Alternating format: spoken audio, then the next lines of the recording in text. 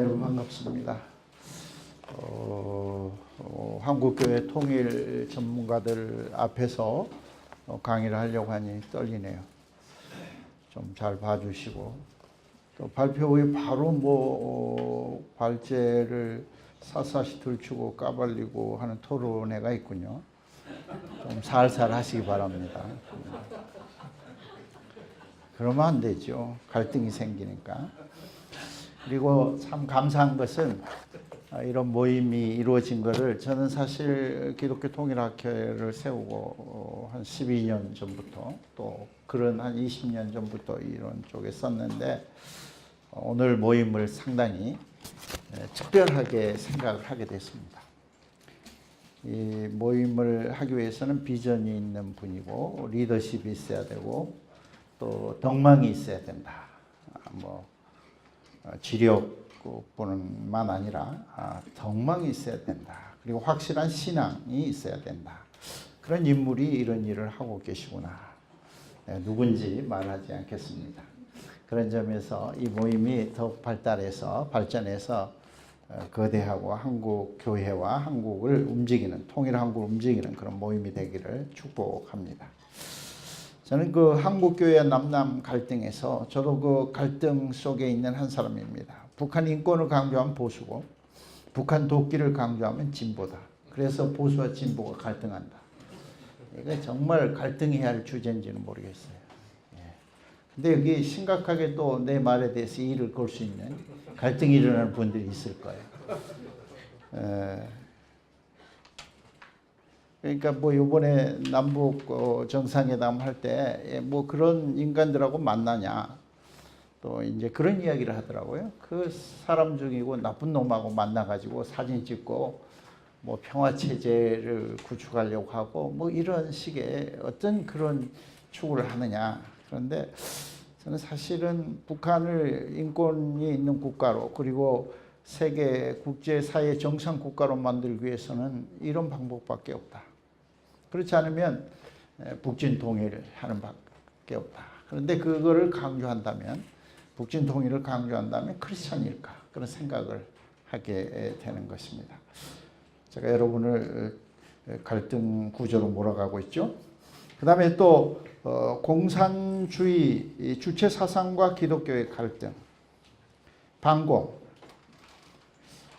이것이 과연 통일 한국에 있어서 한국 교회가 갈등을 불러일으킬 것인지 아니면 피스메이커를 할 것인지. 저는 이제 통일 한국에서 기독교가 진짜인지 가짜인지를 판명나는 진이 그 순간이라고 생각합니다. 사실은 세상의 이념은 복음과 게임이 안 되는 거죠. 근데 한국에서는, 한반도에서는 복음과 이념이 게임을 하고 있어요. 싸우고 있어요. 그거는 이제 복음이 이념으로 내려가 있든지 이념을 복음으로 올려놓고 있든지 둘 중 하나죠. 그러니까 이 복음에 대한 이해가 불분명하니까 이 소위 말하는 복음과 땅의 사상인 이념, 그 시대에 1818년, 1883년 주관 칼막스의 그 막시즘과 싸우고 있는 거예요. 이미 지나간 그런 이념인데 그런 싸움을 하고 있다는 거죠. 그런 점에서 정말 통일 한국 또는 우리나라가 더 나은 이 한반도로 나아갈 때 과연 교회가 피스메이커 역할을 할 것인지, 어떤 갈등을 풀어내는 평화의 그런 사도가 될 것인지, 그렇지 못할 것인지, 이런 점에서 저는 그 독일에서 사실은 복음과 교회와 이념이 그렇게 한국처럼 갈등하지 않는다는 사실을 분명히 제가 깨달았습니다. 그리고 그 분단 시절에 한국 소독교회가 동독을 향해서 공산주의를 향해서 얼마나 대범하고 대담하게 행동하는지, 그리고 그들이 사실 우리를 도울 때 여러분 그렇게 꼼수 쓰지 마세요. 복음 전하려고 하지 마세요. 그리고 우리 교회에 타치하지 마세요. 그리고 정치적인 문제에 간섭하지 마세요. 45년 동안 독일 교회는 한 번도 그것을 어기지 않았습니다. 말 그대로 아주 신사적으로 했습니다. 결국은 그 서독교회가 독일 통일을 여는데 결정적인 역할을 했다는 것입니다. 공산당 서기장 호네커가 1983년대 루터대회, 세계 국제 루터대회 500주년, 루터 출생 500주년에 준비위원장을 맡았습니다. 왜냐하면 자기가 생각하는 기독교가 아니라는 걸 알게 되고 그 기독교를 신뢰하면서 1983년에 2주 동안 루터 세계대회를 공산당 위원장으로 준비대장을 하고 그 다음에 그 2주가 끝난 다음에 더욱더 기독교를 신뢰하게 됐다. 정확하게 약속을 지켜줬다. 다름을 들추어내지 않았다. 우리가 염려했던 어떤 정치적인 분규, 그런 차별, 또 루터에 있어서 사상적 차이도 여러분은 정확하게 들추지 않았다. 우리는 동상이몽으로 이 일을 했지만 여러분은 그 약속을 지켜줬다. 정말 신뢰할 만하다. 근데 사실은 이제 89년도에 마오가 무너지잖아요. 근데 그 사회학자들은 여기 우리 김병루 박사 아시지만 뭐 여러 가지 글라스노스트도 이야기하고 뭐 여러 가지 이야기하지만 사실은 기독교회가 동서독을 통일시키는데 가장 첫 번째 역할을 했다. 그렇게 비교하면서 분석하는 책을 저는 신뢰하고 있고 사실은 이제 6월 7일 날도 온누리교회하고 기독학술원하고 그런 통일 대회를 하는데요. 거기서 독일 목사님이 오십니다. 근데 그 목사님이 사실은 메르켈, 자기가 68년도 목회를 할 때 메르켈이 14살이었고 그리고 동독에 있는 그리고 소독과의 교회 관계에서 어떤 역할을 했는지 그걸 보여주고 있습니다. 근데 거기서 저는 한국처럼 뭐 거대한 여의도 집회를 하고 시청 앞 집회를 하고 통일 기도회를 갖지 않았는데 잔잔한 감동으로 몰려오는 거예요.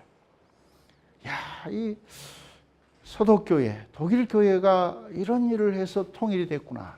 이런 나도 모르게 그 원고를 읽고 나니까 감동이 오는데 그것은 뭐냐면은 그 기독교 정신에 입각한 어떤 휴머니즘, 사랑, 실천, 겸손, 그 장애자의 친구로 동독에서 머물렀고 그리고 메르켈이 그 자랄 때 기독교적 삶을 철저하게 구현해냈다.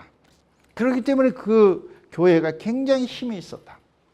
거대한 모임 하지 않고 뭐 구호를 외치지 않았지만 그들의 삶 속에서 여러분은 뭐 독일은 기독교가 다 죽었다 자유주의자 이렇게 말하는데 사실 유럽에서 거의 70~80%가 무신론자입니다. 최근에 그 통계가 나왔는데 그런데 독일은 60%가 크리스천이라는 겁니다. 사실 거꾸로 말하고 있는 것입니다.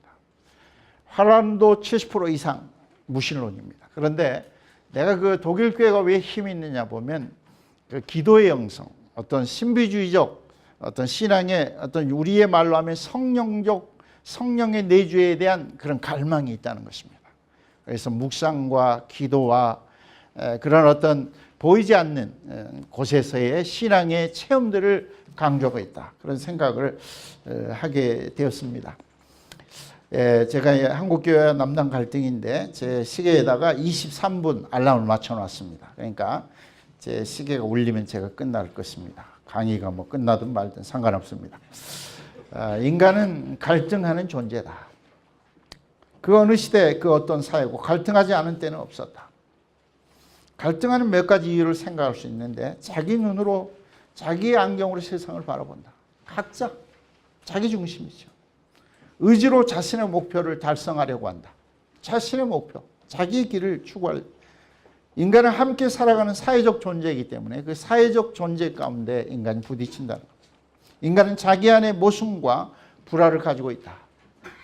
인간 자기 안에 모순과 불화를 가지고 있는 자기 안에서 스스로 갈등하는 존재가 사회적 존재가 될 때 그리고 이념적인 차이가 나고 다름이 나타날 때 인간은 또 다른 갈등으로 빠져든다. 그래서 성경은 갈등하는 인간을 묘사합니다. 로마서 7장 24절에 사도 바울은 오라 나는 공고한 사람이로다. 이 사망의 몸에서 누가 나를 건져내라. 문제는 인간 안에 꽈리를 틀고 있는 죄 때문입니다. 인간 자체 안에 두 법이 싸워 갈등을 유발하고 있습니다. 하나님의 법과 죄의 법이 싸웁니다. 성령과 육체의 소욕이 서로 대적하여 갈등을 일으키는 존재가 성경이 말하는 인간, 갈등하는 존재입니다. 그래서 갈라디아서 5장 17절에 보면 육체의 소욕은 성령을 거스리고 성령은 육체를 거스리나니 이 둘이 서로 대적하므로 너희가 원하는 것을 하지 못하게 하려 함이라. 이 갈등하는 존재를 성경은 여러 곳에서 잘 묘사하고 있습니다. 뭐 구약의 욥기서도 마찬가지입니다. 갈등하는 그 어떤 욥기, 환란에 대적하는 욥기의 모습. 남남 갈등은 남북 갈등과 불가분의 관계에 있습니다. 남남 갈등은 통일 한국으로 번져갈 것이고 확장될 것입니다. 남남 갈등을 미리 극복하는 일은 성결 과제입니다. 남남 갈등이 해결되지 않으면 남북 통일 후에도 장담할 수 없습니다. 저는 이 이념 갈등이 한국 사회에서 굉장히 극심한데 이것을 풀지 않은 채 통일을 한다면 마치 우리 안에 암을 둔 채로 수술을 해버리는, 봉합해버리는 그런 모습이라고 생각합니다. 그래서 남남 갈등, 이 주제는 한국교회 남남 갈등이라고 하는 주제는 분명한 통일 준비의 일환이다. 그런 생각을 합니다. 남북 분단으로 인한 공간의 제약은 싸움의 장을 만들어 놓은 거나 다름이 없습니다. 사실은 이 나라가 너무 작으니까는요. 제가 뭐 어제 미국에 급하게 갔다 왔습니다만은 얼마나 미국이 넓습니까? 뭐 2주를 달려도 끝이 안 보이잖아요. 한국은 저는 천안에 살고 서울로 출퇴근하는데요. 4시간만 동서남북으로 달리면 끝이 다 버려요. 세 쪽으로 달리면 물속에 빠지고 한쪽으로 달리면 철조망에 부딪혀요. 그러니까 이 작은 사회에서 구별도 잘 되고 그렇죠. 너와 나가 누군지도 알게 되죠. 지역 감정, 뭐 인연 너무 잘 알죠.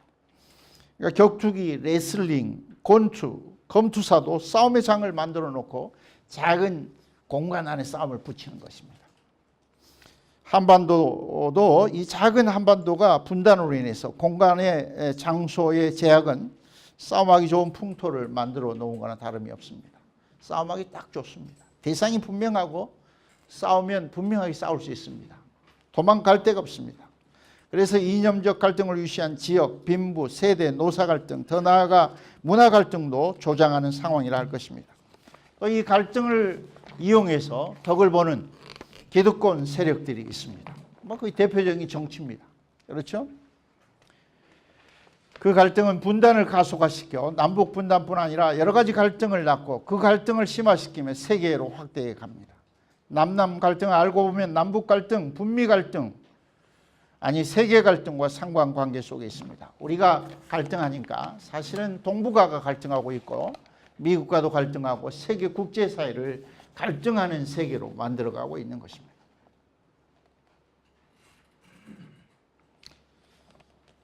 그런데 그 갈등을 해결하는 노력을 기울이는 것으로 족합니다. 인간의 갈등을 온전히 제거할 수 있는 능력은 참 유감스럽게 신의 영역이고 이 갈등이 살아날 때 이미 낙원이며 천국입니다. 우리가 갈등을 해결하려고 하고 갈등의 문제를 직시하는 것은 중요하지만 갈등이 없는 사회를 추구하는 것은 유토피아죠. 있을 수 없는 땅이다. 뭐 그렇게 또 생각해 봅니다.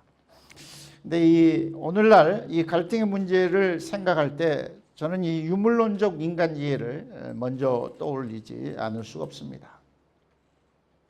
사실은 뭐 포여바, 마르크스, 엥겔스로 이어지는데 이 유물론의 출발점은 인간의 소외에 있다. 소외당하는 인간을 공동체로 끌어온다.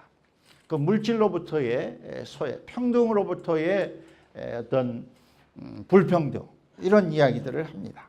그래서 유물론은 한마디로 신을 소외시킬 때만이 인간이 물질을 유무상통하며 재산을 공유하며 평등 사회를 이루어 아름다운 유토피아를 이룰 수 있다고 생각합니다. 그런데 사실은 허구입니다. 인간 이해에 있어서 이것은 잘못으로 시작하는 것입니다. 과연 인간이 얼마나 공평하게 나눌 수 있습니까? 그렇죠? 오늘 공산주의 사회를 보면 공산주의자 그런 어떤 중앙에 있는 몇몇만을 빼놓고 다 소외를 당하고 있는 사실은 그 실체를 보여주고 있습니다. 루터의 인간 이해는 어떤 성경의 근거의 인간을 이해하게 되는데요. 1536년에 루터는 비텐베르크 대학교 교수로서 40조로 인간이 누구인가를 정의합니다. 그러면서 동물과 인간을 가르는 것은 이성이다. 그래서 이성이 인간의 자기 이해와 자기 규명에 얼마만큼의 능력을 발휘할 수 있는지를 뉴턴은 매우 부정적으로 바라보게 됩니다. 하나님의 창조와 완성 사이에서 하나님 앞에 선 제약에 빠진 타락한 인간을 뉴턴은 특징적으로 묘사하면서 철학은 인간의 지혜로서 영혼과 육체로 이루어진 생물체인 인간을 이성을 입은 실존으로 정의한다. 이는 인간이 실제로 또는 비실제로든지 동물로 규명되는 설명과는 별도이다. 그러나 인간이 꼭 알아야 할 것이 있는데 죽어가는 땅 위의 인간이라는 사실이다. 그러면서 루터는 중세 철학에 대해서 이렇게 비판을 합니다. 아리스토텔레스는 이성이 최선을 추구한다고 말하지만 이는 비신학적이며 무식한 생각이다. 인간이 선과 악, 삶과 죽음을 선택하는 존재라는데 인간이 어떤 존재인지도 모르는 말이다. 분명한 것은 오직 믿음으로만 죄에 빠진 인간은 의롭게 된다. 누구든지 인간에 대해 말하려 하는 자는 먼저 하나님의 은혜로 구원받은 의롭게 된 자여야 한다. 분명한 것은 루터에게 이성은 단지 지나가는 세상 물건일 뿐이다. 사실은 중요한 것은 믿음으로 의로워진 인간을 이야기를 합니다. 칼빈의 인간 이해는 이성은 인간과 동물을 구별하고 성령의 선물은 믿는 자들과 믿지 않는 자들을 구별한다. 그렇게 이야기하면서 각 성도의 은사의 차이는 성도의 개인의 차이를 보여준다. 타락 후에도 이성은 일반 은총으로 동물과의 차이를 보이며 인간성, 곧 합리성을 보존한다. 일반 은총은 칼빈으로부터 제시되어 화란의 카이퍼, 바빙크에 의해서 그 의미가 분명해집니다. 그러면서 하나님은 교회에서는 신앙 가운데서 특별 방식으로, 세상에서는 법과 질서 가운데서 일반 방식으로 일하신다. 이런 이야기를 합니다.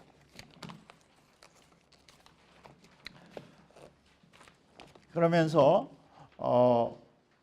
이성만으로는 인간은 스스로를 구원하지 못하나 하나님의 영 성령은 인간을 특별 은총으로 부른다. 인간이 타락 후에도 일반 은총이 있어 인간은 완전히 무너지지 않았다. 인간의 삶이 질서가 잡히고 나름의 공동체를 이루며 살게 되는 것은 철저하게 부패한 인간으로부터 설명할 수 없다. 오직 은총이 주어져서 모든 선의 유일한 원천인 성령 하나님으로부터 가능하다. 성령 하나님 모든 선의 원천과 기원이 된다. 갈등의 해결도 성령의 은사로 가능하다. 갈등의 해결도 성령의 은사로만 가능하다. 인간이 동물과는 구별된 나름의 삶을 추구할 수 있는 것은 거기다 바람직한 사회적 관계로 나아갈 수 있기 위해서는 성령의 역사가 요구된다. 이런 관점에서 칼빈은 제네바를 성시화하려고 노력했던 것 같습니다. 그러면서 칼빈은 말합니다. 성령은 화해자이다. 거룩한 성도의 교제가 이루어지는 진정한 교회는 의지적으로 성령의 인도를 받을 때만 가능하다. 인간이 갈등을 극복하고 아름다운 교제에 이르는 것은 성령의 역사로 가능하다. 칼빈이 여기에서 어떤 거룩한 의지를 강조했습니다. 거룩한 의지로 이 갈등을 성령의 역사로 극복할 수 있다. 근데 한국 교회는 거룩한 의지에 대해서는 별로 강조하지 않는 것 같습니다. 그저 기도하면 미움이 사라지고 갈등이 없어지는 걸 그렇게 생각하는 것 같습니다. 좀 그렇죠? 그 다음에 이제 한국 교회와 이념 갈등에 대해서 저는 이 거룩한 의지가 우리 한국 교회에 강조돼야 한다. 갈등을 풀기 위해서는 갈등의 원인을 정밀히 진단해야 한다. 인간은 죄로 인해 갈등하는 존재이다. 어디에서 어떻게 왜 갈등하는 사회가 됐는지를 분석적으로 찾아 이해해야 한다. 사실은 이 한국교회가 반공의 어떤 온산지와 같은 곳인데요. 1950년대 북한의 총선이 시작되면서 김일성은 이제 교회를 벌써 종료요? 20분? 내가 23분에도 맞춰놨는데. 그래, 빨리 마치겠습니다. 뭐 어떻게 할까요? 근데 여기서 이제 굉장히 중요한 거는 성숙이라는 이 지표, 용서. 한국교회가 과연 성숙한 교회인가라고 볼 때 저는 이 용서가 필요하다. 방금 말한 서북지방에서, 북한의 서북지방에서 공산주의가 기독교를 정말 무시무시하게 박해를 했습니다. 그렇기 때문에 그 아픈 상처를 가지고 있습니다.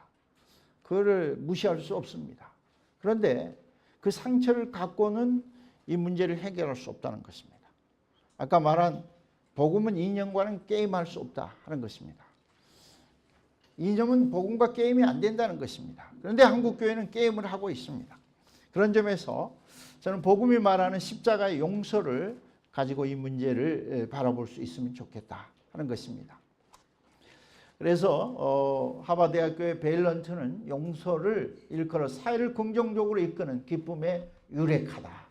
용서는 한 사회의 문화적 성숙의 지표로서 20세기 말에 들어서야 사회과학적 주목을 받게 이르렀다.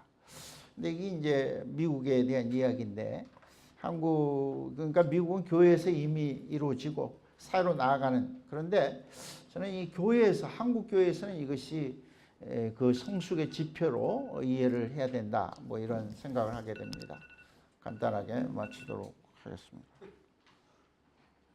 시간이 굉장히 빨리 가네요. 그렇죠. 끝을 맺어야죠. 첫째, 용서는 범죄에 대한 관용을 의미하지 않는다. 둘째, 용서는 망각을 의미하지 않는다. 셋째, 용서는 정의 실현의 권리를 포기하는 것이 아니다. 넷째, 용서는 미래의 고통을 제거한다. 다섯째, 용서는 가해자의 행동이 미래에 개선될 수 있도록 기회를 준다. 여섯째, 용서는 범죄를 조정하는 것을 의미하지 않는다. 일곱째, 용서에는 공감, 이타주의, 미래지향성, 감사, 평화의 마음이 함께 동반된다. 그러면서도 일곱 번째, 갈등의 창조적 대처를 이야기하는데요. 갈등을 창조적으로 헤쳐나갈 때 전화위복의 결과를 가질 수 있다. 그러니까 인간은 갈등하는 존재임을 인정하면서 너무 많은 것을 기대하지 말고, 그러나 갈등은 다름에서 출발한다는 사실, 무엇이 다른지를 마음을 열어놓고 상대를 들어주는 훈련이 되어야 하고, 다름은 싸움과 갈등으로 나아가지 말고 저와 균형으로 발전시킬 때 창조적 결과를 창출할 수 있다. 이런 이야기입니다. 그리고 맺는 말 읽고 끝내겠습니다. 인간은 갈등하는 존재다. 그 갈등은 개인 내적일 수 있고 사회 내적일 수 있고 사회적일 수 있으며 인간 자체가 가진 모순일 수 있다.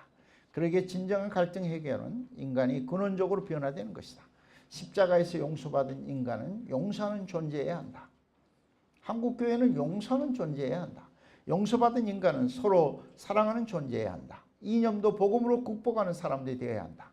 이념은 한 시대 한 인간의 땅의 사상이지만 복음은 영원 불변한 하나님의 계시, 하나님의 진리이며 인류가 구원받아야 할 생명의 진리다. 더 나아가 할 수 있거든 모든 사람과 평화를 만드는 사람이면 좋겠다. 평화로운 공동체를 이루는 사람이어야 할 것이고, 교회 공동체, 마을 공동체, 남북 공동체, 민족 공동체, 이 세계 공동체도 용서와 사랑, 평화를 전제로 형성된다.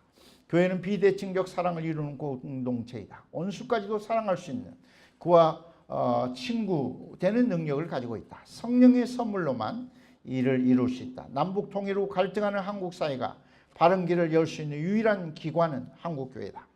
저는 이런 이념적 갈등으로 치닫는 한반도에서 이 갈등의 문제를 통일 후에 풀 수 있는, 그래도 소망할 수 있는 기관이 교회다. 그런데 교회가 과연 그 일을 감당할 수 있을 것인가? 트러블 메이커가 될 것인가? 역으로, 아니면 피스메이커가 될 것인가? 한국교회가 성경의 음성을 순종할 때 성령의 능력이 통일 한국에서 풍성한 결실을 맺을 수 있다. 더 성숙한 자가 용서할 수 있다. 신앙 성숙의 바로미터는 그가 얼마나 용서하는가이다. 용서, 관용, 평화는 성도의 표식이요, 한국교회가 제2단계로 나아가는 그러한 바로미터가 될 것이다. 뭐 이 정도에서 마치겠습니다. 감사합니다. 예, 3분과 토론한 거 간단하게 말씀드리겠습니다. 거룩한 의지가 한국교회에 있는가? 있다면 이것을 가지고 정말 우리가 이것을 갈등 문제를 풀어갈 수 있을까? 이것을 위해서는 반드시 성령의 도움이 필요하다 그런 이야기가 나왔습니다. 그리고 진보와 보수의 갈등 문제는 그 원 세대가 돌아가셔야 되지 않겠는가. 세대 패싱 문제가 나왔습니다. 그런 이야기가 나오고요. 또 하나는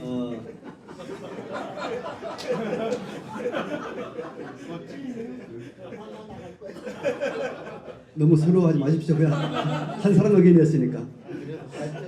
그리고 우리 남한 교회가 서북 출신 기독교인들의 영향을 받아서 북한에 대해서 또 사회주의에 대해서 너무나 극단적인 어떤 갈등 구조를 가지고 있지 않는가. 그것을 또 좀 우리가 분리해 봐야 되겠다. 그런 이야기도 나왔고요. 그 다음에 거룩한 의지인 용서에 대한 교육이 반드시 필요하다 말씀. 우리는 좀 실제적인 이야기와 또 좀 신학적이고 이론적인 이야기가 같이 많이 나왔습니다. 그리고 형제 간의 갈등을 풀기 위해서는 가인이 실패한 가인의 실패를 반복하지 않아야 된다. 그것은 바로 가인이 자기 정체성이 무엇인가, 자기가 하나님 앞에 부족한 사람인 걸 알아야 되는데 그걸 몰랐기 때문에 실패했다는 이야기.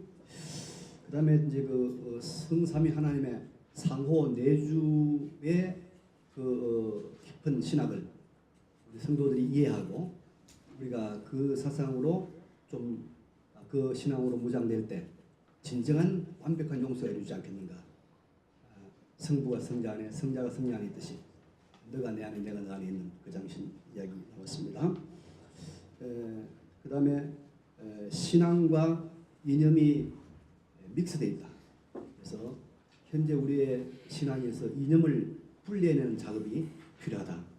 그런 이야기도 나왔고요. 그 다음에 복음의 가장 본질이라고 할 수 있는 용서가 이 종교적 용서가 정치적 용서로까지 발전할 수 있도록 이 용서의 복음을 더 우리가 확장해야 된다는 이야기 나왔습니다. 그리고 누가복음에 나와 있는 그 탕자의 비유에서 용서의 시작은 아버지가 아들을 기다리고 수용하고 포용했던 것처럼 수용과 포용으로부터 시작된다.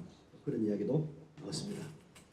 또 하나 한국 교회가 북한으로부터 피해 입은 사람들을 화해로 이끄는 그런 역할을 좀 해야 되는데 오히려 더 극단적인 복수로 이끄는 그런 역할을 하지 않았는가. 그것도 조금 이야기가 되고요. 그래서 결론적으로 다른 사람의 잘못, 북한의 잘못도 나의 잘못으로 우리의 과오, 우리의 죄로 끌어안는 이 자세가 필요하다. 그 정도 이야기했습니다. 감사합니다. 예, 4분과 토론 내용을 잠깐 말씀드리도록 하겠습니다. 먼저 저희가 이야기를 나눴던 것은 이제 주제가 남남 갈등에 대한 이야기였는데 우리 안에 또 질문은 북북 갈등은 없냐? 그러니까 남남 갈등의 핵심은 이념적인 것이라고 한다면 북북 갈등의 핵심은 뭐냐 했을 때 마침 또 저희 안에 또 북한에서 오신 목회자분들이 많기 때문에 설명해 주신 것은 계층 간의 그러니까 노동당원들, 핵심 계층과 일반 주민들의 그 갈등이 존재한다. 그렇게 봤을 때 지금 현재 정권을 쥐고 있는 핵심들은 한 줌에 모래박게 되지 않는데 더 많은 북한 주민들의 생각들을 우리가 좀 고려해야 되지 않느냐, 이제 그런 이야기를 했습니다. 그래서 마침 나온 이야기가 지금 이 분위기가 대화 국면과 또 이런 협상 국면들이 계속 잘 진행될 때 우리 한국 정부가 북한 주민들을 대상으로 해서 우리 편으로 만들 수 있는 협상력이 좀 필요하지 않겠냐, 그런 것들을 또 제안하기도 했습니다. 굉장히 설득력 있고 또 마음에 와닿는 그런 내용이 아닌가 그런 생각을 했고요. 그리고 그 갈등이 또 이 남남 갈등이 또 심한 것 중에 한 곳이 이제 교회인데, 이제 주도원 교수님이 말씀해 주셨듯이 그 복음이 이념보다 더 강력한 것이다라고 얘기를 했지만 교회 안에 여전히 이념이 많이 이렇게 끼어들어 있고 또 그것 때문에 교회 안에서도 더 심한 그런 갈등들이 많이 있는 것이 아니냐라는 어떤 그런 현실에 대해서 또 저희가 이야기를 나눴고요. 또 하나는 이제 발제하신 우리 주도훈 교수님이 이제 이 갈등의 문제를 남남 갈등의 문제를 신학적으로 인간의 이해와 신학적인 문제로 이렇게 접근을 하셨는데 우리 첫 번째 발제하셨던 우리 김병로 교수님 같은 경우는 사회학적인 접근을 통해서 분단의 구조가 갈등의 주요한 원인이 아니냐 그렇게 우리가 해석을 했고 주도훈 교수님은 어떤 신학적인 입장에서 갈등의 원인들을 그래서 용서를 해답으로 이렇게 제시해 주셨는데 갈등을 해소하기 위해서 분단을 먼저 해소해야 되느냐 아니면 우리가 먼저 죄를 회개하고 용서를 먼저 해야 되느냐 이런 거에 대한 논의와 질문들이 있었습니다. 그리고 질문으로는 통일이 되기 전 과거 동서독의 상황과 또 우리 남북한의 상황이 다르지 않느냐. 동독은 기도하는 교회의 신앙을 인정을 했고 또 인권 문제에 있어서 서독 정부가 돈을 받고 정치범들을 이렇게 사가지고 왔던 그런 경험들이 있다. 근데 북한은 신앙을 허용하지 않고 또 인권 문제를 전혀 거론할 수 없는 그런 상황 속에 있는데 이런 문제에 대해서 어떻게 해결을 하고 또 한국 교회가 이 문제에 접근을 해야 될 것인가 이런 부분에 대한 질문을 이렇게 하셨습니다. 배경음악까지 깔아주시고 그래서 너무 감사합니다. 네, 이것으로 마치도록 하겠습니다. 북한은 그 이념을 종교화하고 남한은 이 종교를 이념화하는. 그래서 이제 교회 내에서도 이제 진보 보수가 있기 때문에 목회자들이 설교하기가 굉장히 쉽지가 않아요. 반드시 한쪽에 얘기했다가는 직무유기라고 하지만은 양쪽의 공격이 굉장히 거세요. 그래서 우리 48년 된 교회에 계신 목사님이 이제 부임하셔가지고 하는데 한쪽 당원에 이제 삼선하신 의원이 있는데 조금만 잘못 얘기했다가는 바로 이렇게 공격을 하시는 이런 게 이제 깊어져 가고 있는 이런 게 지금 우리 교회 안에서 현실이다. 그래서 통일 신학을 이제 마련해야 된다. 이 의견을 제가 나와서 그렇지만 통일로 가기 전에 평화 신학을 만들어야 된다. 우리가 다르지만 어떻게 같이 조화를 이루어서 살 것이고 상호 존중하고 비방하지 않고 다양성 속에서 하나됨을 지금 이게 우리 한국 교회 안에서 이게 굉장히 필요하지 않냐. 한국 교회가 지금 깊은 영적 질병에 있다. 문둥병에 걸려져 있다. 왜곡된 복음이 지금 교회 안에 있기 때문에 이 복음 자체가 양쪽을 치유하지 못하는 그래서 이 갈등이 양산되어진다라고 하는 이제 그런 심각한 의견이기 때문에 이걸 이제 신학적으로 이제 접근하고 또 사회학적으로 접근하는 이런 문제가 굉장히 중요하다. 이 치료의 길은 하나님의 기적적인 역사, 이런 부흥을 통한 이 회심의 역사도 있지만 이제 우리가 이런 이 샬롬의 신학을 만들어서 이런 것들을 확대해서 우리 의견이 다르고 또 우리 탈북민들을 끌어안고 또 지금 이제 다문화 가족들도 상당히 많은 이런 것들을 어떻게 수용해서 이걸 확장시켜 나가는 이 복음이 이 사회성을 가지고 편만하게 할 수 있는 이 요소를 어떻게 교회가 지금 이 시대를 감당해 나갈 수 있느냐는 굉장히 중요한 관건이다. 이런 얘기를 지금 나눴습니다. 그래서 지난번 주빌리에서 이렇게 양쪽 이렇게 약간 진보 진영과 또 약간 보수 진영을 같이 이렇게 대화의 장을 만드는데 이런 것들이 좀 더 확산되어져 가는 게 지금 너무 중요한 그런 타이밍이 아니냐라고 하는 이런 얘기를 했습니다. 아마 제가 보기에는 우리 평화한국 만드신 허문영 박사님도 굉장히 많이 고초와 어려움을 많이 겪으신 분 중에 제가 보기에는 한 분이라고 할 수 있어요. 한쪽에서는 완전히 뭐 이렇게 좌파라 그래가지고 이렇게 해서 아마 그런 쪽 안 겪어본 분들이 별로 없을 것 같아요. 대부분 여기 있는 분들은 그런 분들이 중에 아닐까 이런 제가 생각이 들 정도인데요. 하여간 저희가 그런 얘기를 이제 나눴습니다. 네. 갈등과 화해라는 두 가지 단어가 저희가 토의의 키워드가 됩니다. 갈등을 하나 될 수 있는 방법이다. 왜냐하면 서로 남남이라고 여기지 않기 때문에 갈등이 없다는 것은 서로 남으로 여기기 때문에 갈등이 없는 것이다. 이런 이야기를 잠깐 나왔고요. 그래서 그 갈등 해소를 위해서는 대화가 중요한데 대화를 위해서 만나는 것이고 또 그 대화하는 것은 자기의 이야기를 하는 것이 아니고 상대방의 이야기를 들어주는 것이 필요하다. 그 이해를 위해서 하는 여러 가지 실천적 방법들이 있는데 이해를 위해서는 논리적이나 합리적인 설명과 설득이 주요한 것이 아니고 상대방의 삶의 궤적을 들어주고 이해하는 것에 기반한다. 이런 이야기들이 나왔습니다.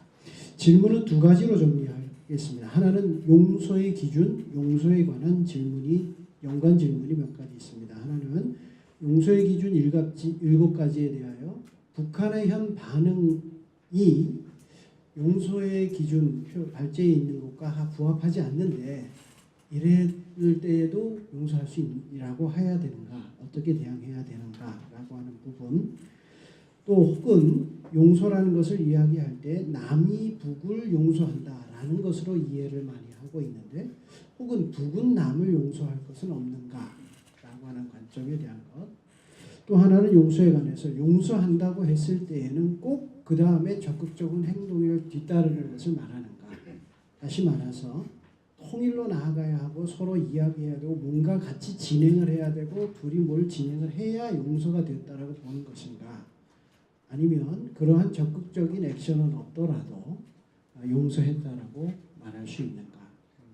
두 번째 질문은 성도의 거룩한 의지에 대한 표현을 말씀을 해주셨는데 성도의 거룩한 의지의 실천 방안은 있는가.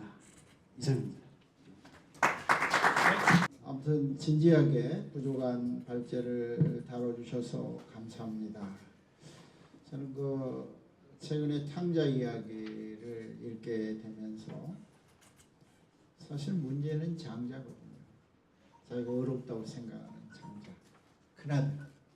큰아들이 탕자를 받아들일 때 사실은 하나됨, 아버지의 사랑에 하나되고 탕자는 자기가 죄인 아들이라고 여김을 받을 것까지도 포기하면서 이제 근데 그 장자 그 책을 읽으면서 장자가 한국 교회나 또 남한이다 그런 생각을 합니다. 자기 가지고 있는 북한은 못된 놈이고 북한은 아주 문제가 많고 인권에 문제가 많고 그런데 과연 꼭 그럴까? 과연 그랬는가? 이런 사실 용서를 북한만 해야 되는가? 북한만을 해야 되는가? 남한은 용서받을 것이 없는가? 서로 간에 분단 73년 동안 잘못을 하지 않는가? 서로 욕하고 정죄하고 몰아세우고 이런 점. 그 다음에 이제 남남 갈등을 끝까지 한다면 저는 하나님께 통일 주시지 않을 거라 그런 생각을 합니다. 통일 후에도 분단으로 갈 것이다. 만약에 끝까지 한다면 1세대에 죽을 때까지 기다릴 거다. 뭐 이런 거 뭐 우리 출애굽에서 농담이 아니라 그럴 것 같습니다. 그래서 세대를 패싱한다. 뭐 그렇게 생각을 합니다. 그 다음에 거룩한 의지는 예를 들어서 정치에 있어서도 남북 정상회담, 북미 회담, 그리고 종전선언, 그 다음 평화체제로 가는 거, 분단체제 종식하는 거 적극적으로 기도하고 이거 하나님이 기뻐하신다. 나누어서 싸우고 욕하고 이렇게 총질하고 살인까지도 정당하는 분단체제를 종식시키는 것이 하나님의 뜻이라.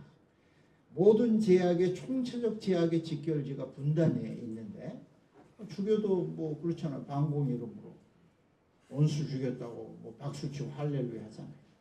근데 그런 점에서 거룩한 의지를 발동시켜서 기도하고 조심스럽게 말하고 그리고 하나님 통일을 주시고 그래서 우리가 북한이 인권이 살아나는 나라 그리고 자유가 있는 나라 가난이 종식되는 나라 제가 보기에 통일되면 북한은 정말 그 어느 발표에 보면 세계 2위의 경제대국의 한반도가 될 것이다. 저는 믿습니다. 굉장히 빠르게 될 거라고 확신합니다. 그리고 우리는 30만 원만 들고 세계 복음화를 향해서 아프리카로 갈 수 있습니다. 자전거 21단 자전거 타고 제가 100만 학생들을 방학 때 일으켜서 그렇게 하려고 합니다. 그런 점에서 분단 체제의 종식은 하나님의 뜻이 거룩한 의지를 발동해서 기도하고 그리고 탈북자 공동체와 함께 만나고 교회가 그들과 함께 살고 그들을 위해서 인정해주고 정말 가난으로 그들을 보지 않고 우리가 그들이 우리와 함께 통일 파트너임을 깨달으면서 거룩한 의지를 교회가 발동을 시키고 그리고 목회자 설교가 어렵다. 이게 참 곤란하다. 이거는 굴복하는 자세입니다. 그래도 해야 되고 철저하게 준비해서 해야 합니다. 그래서 욕 안 듣게 그 철저한 구구적인 우리 국회의원 출신 장로님을 설득할 수 있는 예수 그리스도의 모습으로 서서 복음을 전해야지 그게 적당하게 경향신문 보고 말하다가 잡히는 거죠. 적당하게 조선일보 보고 설교하다가 그 아는 체 하다가 걸리는 거죠. 그래서 저는 두 가지 신문을 다 보라고 합니다. 한겨레도 보십시오. 그리고 조선일보도 보세요. 조중동 미워하지 마세요. 그리고 한국당도 미워하지 마세요. 그들의 귀를 기울이세요. 그리고 달려가는 말에 채찍을 가하듯이 그들의 소리를 들어주세요. 그것이 통일이잖아요. 그래서 목회자 설교 어렵다고 하지 마세요. 저는 이해가 안 돼요. 철저하게 준비하고 철저하게 기도하고 정말 예수의 음성을 들려주면 왜? 그래도 핍박이 오면 핍박을 받으세요. 할 수 없죠. 그들을 패싱할 거예요. 하나님. 그 다음에 동독교회 이야기 하시는데 동독교회와 북한은 다르다. 자꾸 이런 이야기 하는데 그 굉장히 추상적인 이야기. 동독은 현재 복음화 되지 않습니다. 지금 통일된 지 28년 됐는데도요. 복음화 되지 않아요. 6교회의 한 목사예요. 언제 교회가 열릴지 몰라요. 그래서 교회에 갈 수도 없어요. 그리고 프라이카프를 거꾸로 말을 하시는데 서독교회가 인권을 실천하는 마음으로 동독에서 신앙의 자유 문제로 사상의 문제로 감옥 가 있는 사람들을 기도하고 그들을 교회 이름으로 데리고 온 거예요. 알고 보니까 나중에 서독에서 돈을 대준 거예요. 그러나 그것이 교회 이름으로 행한 거예요. 그리고 그거를 우리 교회가 인권을 강조하면서 그 일을 하면 되죠. 왜 그 이야기를 거꾸로 말하는 거예요? 동독은 프라이카프도 허락을 했다. 제가 프라이카프에서 서독에 와 있는 친구들과 같이 공부했어요. 그러니까 우리가 인권을 이야기하는 이런 적극적인 자세를 펼쳐야 되는 거예요. 소를 1000마리 데리고 올라갔듯이 우리도 적극적으로 그들을 해서 감동시키는 거예요. 인지상정인데 저는 이 인권의 문제는 북한이 정말 개방이 될 때 그리고 이 남북 정상회담, 북미 회담이 잘 되어서 정상적인 국가가 될 때 베트남식으로 뭐 개혁 개방을 하든 중국식으로 하든 저는 그것만이 북한이 인권의 문제, 가난의 문제, 정말 자유의 문제가 해결될 수 최고의 방법인데 그것마저도 공격하는 단체와 집단이 있다면 만약에 한 교회가 그런다면 저는 그 구제불능이다. 그들을 패싱시킬 거라고 저는 생각을 합니다. 이런 점에서 뭐 통일신학 안에 평화신학이 같이 들어있다고 생각합니다. 그래서 이런 점을 아무튼 감사합니다. 네.